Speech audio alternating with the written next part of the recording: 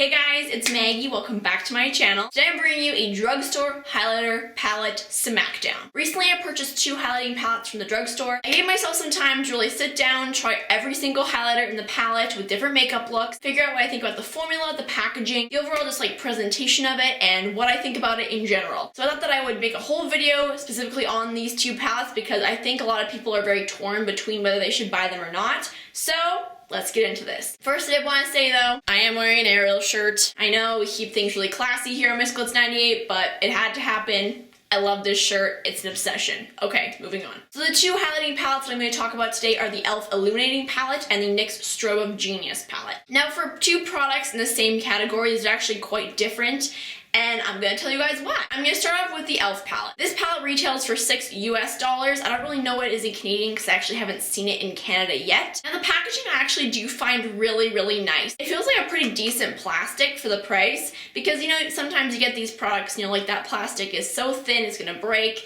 Why is my product in that? You know what I mean? Like, that's an issue for me with a lot of products, but this I feel like is very sturdy. It's pretty sleek as well, just being black. I kind of like how professional it looks, but you just open it up, and you have a humongous mirror on the top and then 4 highlighting shades. So pricing that all out, if you're just talking about the highlighters in general, it comes to under $2 a piece for these highlighters. So that's pretty good. And that's not even like including the packaging price for it. So I mean, e.l.f. is always one of my favorite brands because of how inexpensive it is, and they definitely do have some diamonds in the rough, let me tell you. This mirror I absolutely adore because I can actually do my highlighter in this mirror. It's not like a tiny little blush mirror that you get and you're like, can I even see my whole cheek?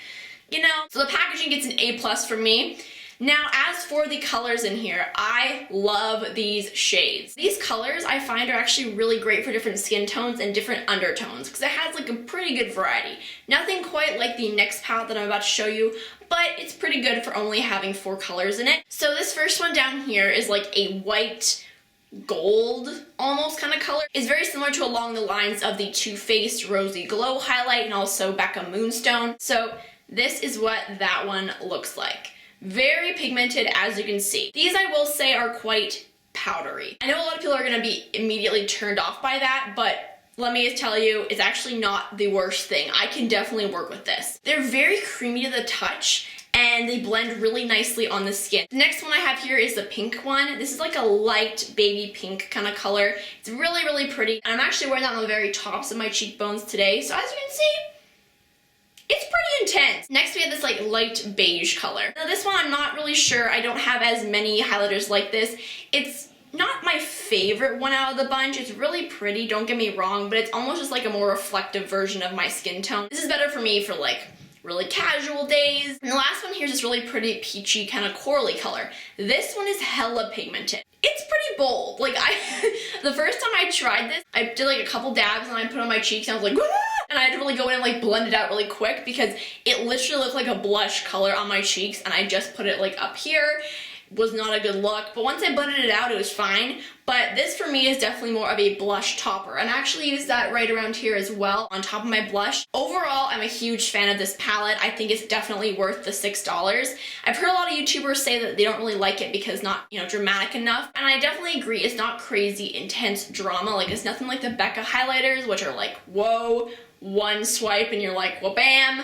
But this is a really great everyday highlighting palette, at least in my opinion, because, you know, sometimes you're going to the grocery store or you're like hanging out with a couple friends and you don't want that like big shimmer strip. I think we've all had a couple situations like that where people are like, why does your face have shimmer on it? Like, we all have those friends, okay?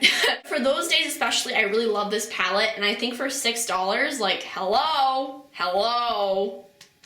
you should pick it up. Moving on to the NYX Strobe of Genius. Now this one, I'm really disappointed in the packaging. It just feels so cheap, and the plastic is just so thin. And I know that probably won't bother a lot of people, but it really bothers me because I really want the product inside to be safe, especially because I like this product a lot. Like, spoiler alert. It just drives me crazy when brands like don't do anything with the packaging. It's like, I would pay $1 more or $2 more if you just really helped keep my product safe. You know what I mean? But as for the colors in here, I absolutely love them. There is such an amazing variety of colors in here for different skin tones and for just different like makeup looks in general. Now these are a little bit more of a buttery, creamy formula. They're a little bit more similar to the Becca ones in like that area, and they are quite pigmented. Like, it's pretty good. This, I think, would be a great product if you're a makeup artist and you want to make sure you have something for everybody. I think this really does. The three larger shades are probably the most like generic ones, or the ones you'd use on clients every day or use on yourself more every day. This color, which I just swatched, is like a nice kind of light champagne color.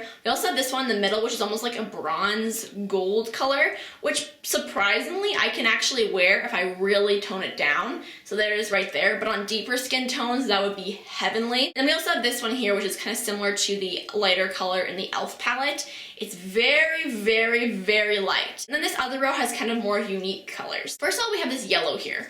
And to be honest with you, I was like, I'm never gonna use that. Why would I want to use a yellow highlighter? I actually used it yesterday, and I actually really like it. I don't really know why. It's really pretty. I think this would be gorgeous on a deeper skin tone. I don't think you should look over this color at all, even though it's a little bit different than like a regular highlighting color would be. Now this color right here, which is like a nice light pinky color, is one of my favorite colors in the whole palette. This is just so beautiful. It's like a champagne with like a pink undertone to it. It's very similar with the Stila Kitten eyeshadow. I actually saw online somewhere that this was actually a dupe for one of the Hourglass Strobe powders, and I was like, okay, all right, I'm down, like I'm down. So that's kind of the last thing that kind of pushed me over the edge, like I need to buy this palette kind of thing. But yeah, this is a gorgeous color. So pretty. Now this purple color I love as well, and it's again so weird because it is a legitimate purple color, but it almost has like a cool like icy undertone.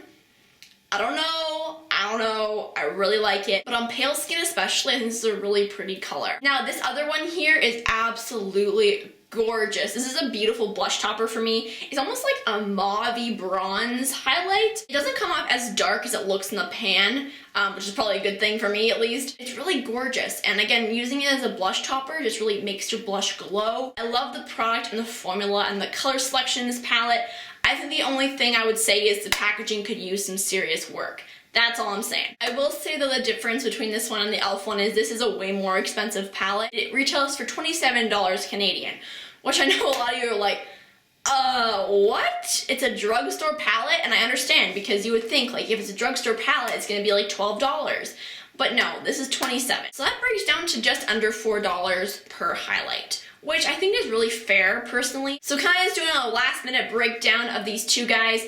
I love the packaging of the e.l.f. one. I think the colors in here are really great, like the variety. I think the pigmentation is really nice. Even though there's a little bit of powder kick up, I think it's something you can definitely get by for sure. Overall though, I think this is more of a everyday highlighter, beginner highlighter palette. This one, packaging is not good, but the product itself is amazing. The formula is really buttery and creamy. The pigmentation is on point. The color selection is really great for different skin tones, and it's a really beautiful, beautiful palette if you really want that intense, dramatic highlight. However, the price is a little bit more, and it's definitely something you have to really think about. So I hope that kind of narrowed it down for you guys a little bit more to kind of figure out maybe which one you want to get, or if you don't want to get either, or if you want to get both, like me.